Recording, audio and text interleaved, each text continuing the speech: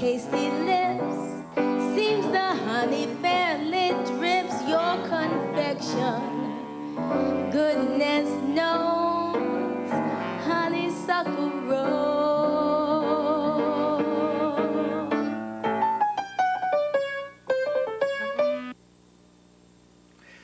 Okay, that performance was from a new show here on America's Talking called Break a Leg. It's on in the afternoon. And that smile is from Diana Ross, because that's her mama.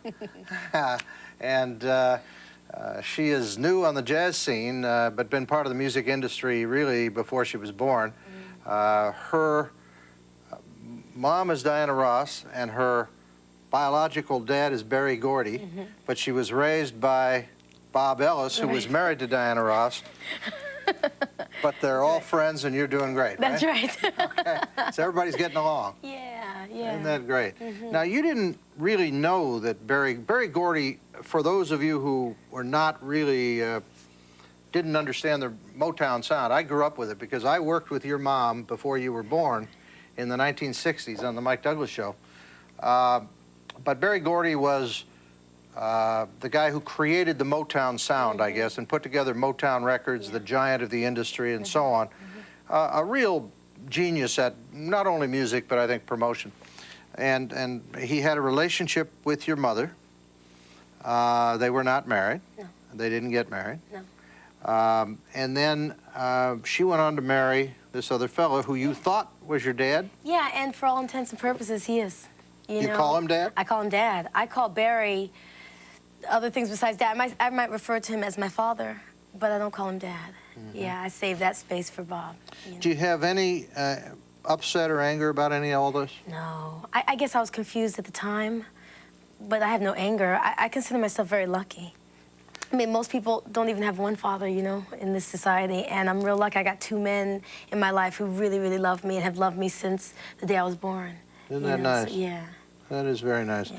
Didn't your mom tell you to stay out of this business, kid?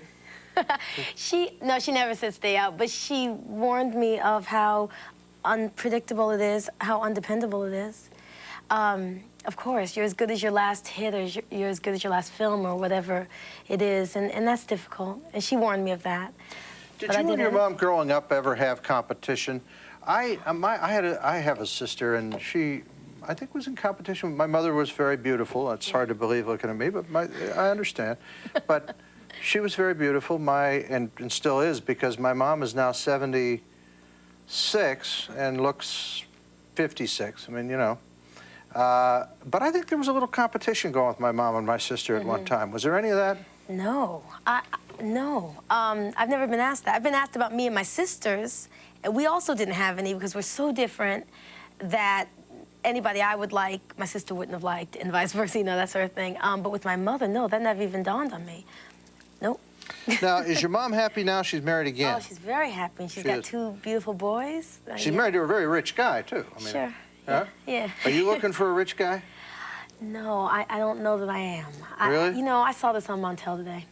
Okay. Looking for rich guys. Yeah. Jazz singers looking for rich guys. Yeah, that's what it was. And no, I mean, money makes things easy, you know, but I've always been brought up to believe that whatever I want, I will have to supply for myself. Not only will I get it, well, not only will I not get it from a man, but I won't get it from my parents or an inheritance. Or my mother said to me, I made a lot of money and I'm going to spend it before I die. So don't count on anything from me. Yeah, we were brought up knowing that we have to take care of ourselves. That was very clear. No, I'm not looking for a rich guy. I'm not looking for any guy. I'm very happy. Are you? Yes. Is that because you have a guy or because you don't have a guy that you're very happy? I was happy when I didn't, but I do have a guy. Okay, so now you're very happy because you got a guy. Yeah. Okay. I have a daughter who's 26, and I go through this conversation. You're what, 23? 23 as of yesterday. As of yesterday. Yeah. Happy birthday. Thank you. What does that make you? What are you? A Leo. A Leo. Yeah, a Leo. Yeah, I was trying to figure out what you are. Yeah. Now, what does that mean about you? Tell me about your personality based on that. Well, I'm actually a typical Leo on a lot of levels. It means that, well, it means I'm a leader. Yes. I'm just going to say all the good things now. It means that I think it means I have a certain kind of energy and love of life, and that shows in your eyes. Yeah, it does. Yeah. It means I have something about my eyes, because cats, you got that eye thing, you got a hair thing. Leos are, you know, we like party. We're like the life of the party. We got that kind Are of you thing. that We're kind of very person? generous. Could you loan me 20? Sure. But we're stubborn, I think. You know, we're that kind of person, too. Were you a brat as a kid? No.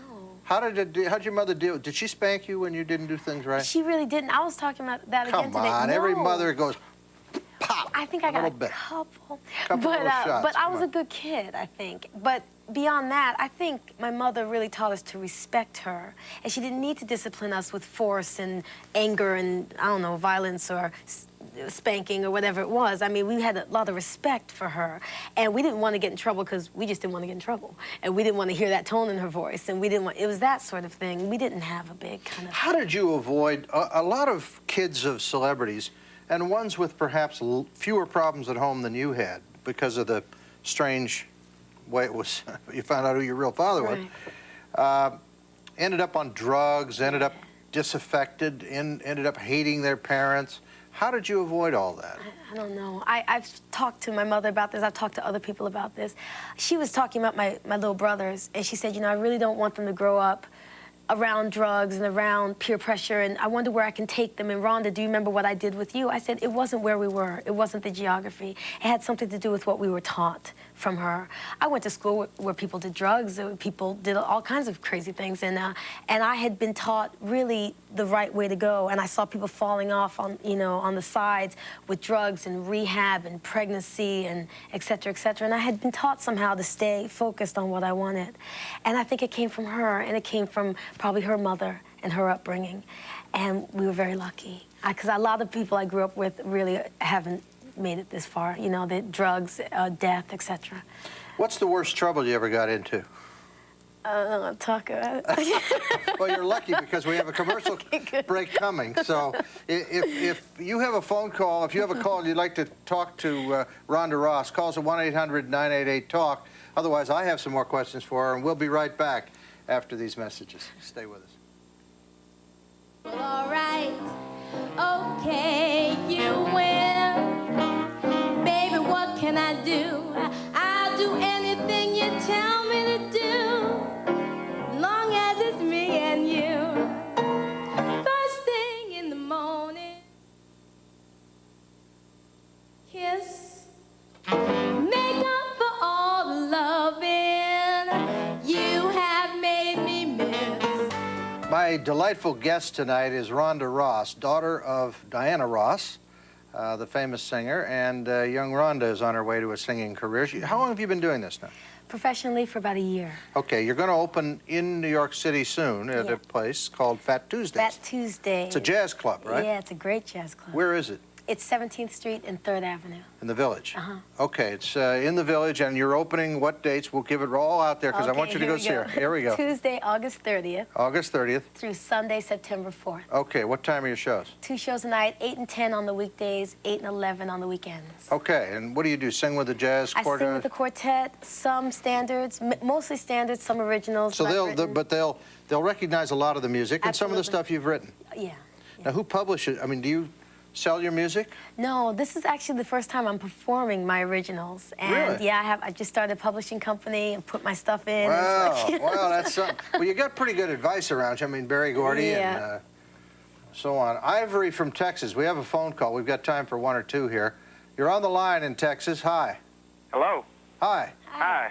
I have a question. I was wondering, were you inspired by your mother, or were you inspired by someone else other than your mother? I think I was mainly inspired by my mother on many levels, not just on the singing front, but also just as a person and as a black woman.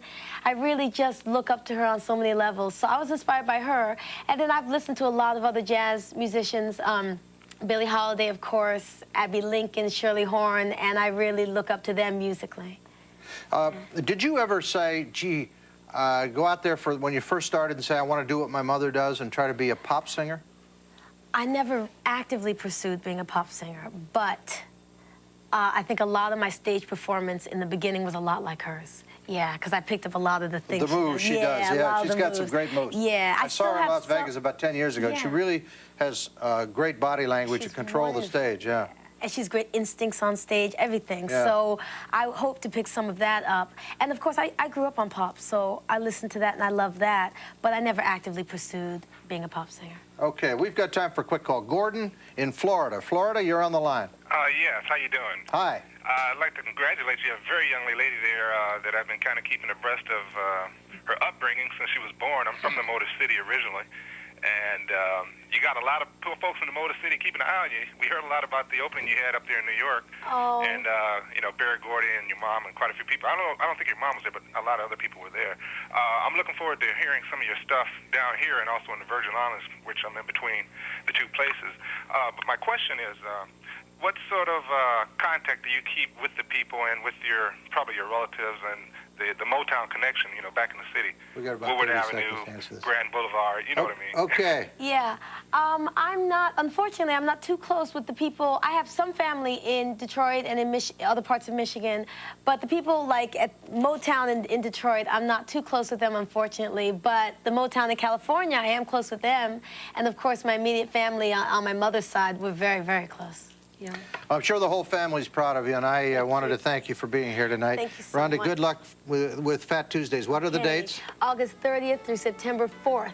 Okay. Happy Fat Tuesdays. We'll Thank see you you again because you're going to be on America's Talking again Yes, soon, I right? am. Okay, Rhonda Ross, be Thank sure to see you. her. We'll see you tomorrow night. Thanks for joining us.